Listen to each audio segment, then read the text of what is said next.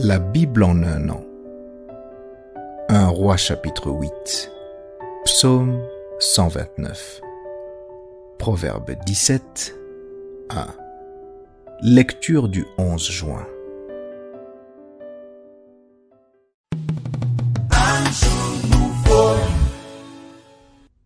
Actes chapitre 7 verset 51 à Actes chapitre 8 verset 13. Homme au cou raide, incirconcis de cœur et d'oreille, vous vous opposez toujours au Saint-Esprit. Ce que vos pères ont été, vous l'êtes aussi. Lequel des prophètes vos pères n'ont-ils pas persécuté?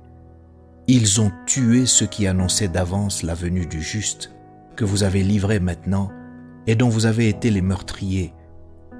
Vous qui avez reçu la loi d'après des commandements d'anges et qui ne l'avez point gardée. En entendant ces paroles, ils étaient furieux dans leur cœur et ils grinçaient des dents contre lui. Mais Étienne, rempli du Saint-Esprit et fixant les regards vers le ciel, vit la gloire de Dieu et Jésus debout à la droite de Dieu.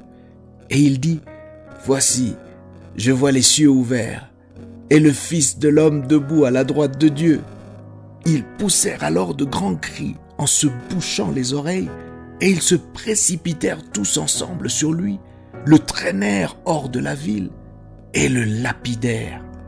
Les témoins déposèrent leurs vêtements aux pieds d'un jeune homme nommé Saul. Et ils lapidaient Étienne, qui priait et disait, « Seigneur Jésus, reçois mon esprit. » Puis s'étant mis à genoux, il s'écria d'une voix forte, « Seigneur, ne leur impute pas ce péché. » Et après ces paroles, il s'endormit. Saul avait approuvé le meurtre d'Étienne.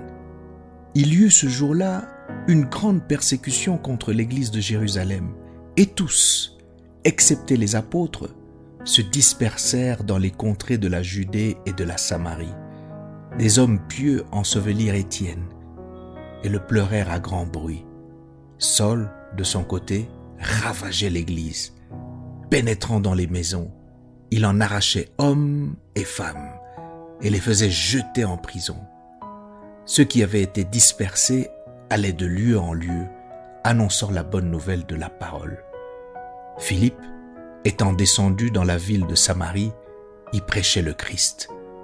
Les foules tout entières étaient attentives à ce que disait Philippe lorsqu'elles apprirent et virent les miracles qu'il faisait, car les esprits impurs sortirent de plusieurs démoniaques en poussant de grands cris, et beaucoup de paralytiques et de boiteux furent guéris. Et il y eut une grande joie dans cette ville. Il y avait auparavant dans la ville un homme nommé Simon, qui se donnant pour un personnage important, exerçait la magie et provoquait l'étonnement du peuple de la Samarie. Tous, depuis le plus petit jusqu'au plus grand, l'écoutaient attentivement en disant « Celui-ci est la puissance de Dieu, celle qui s'appelle la Grande. » Ils l'écoutaient attentivement parce qu'il les avait longtemps étonnés par ses actes de magie. Mais quand ils eurent cru à Philippe, qui leur annonçait la bonne nouvelle du royaume de Dieu et du nom de Jésus-Christ, hommes et femmes se firent baptiser. Simon lui-même crut, et après avoir été baptisé, il ne quittait plus Philippe, et il voyait avec étonnement les miracles et les grands prodiges qui s'opéraient.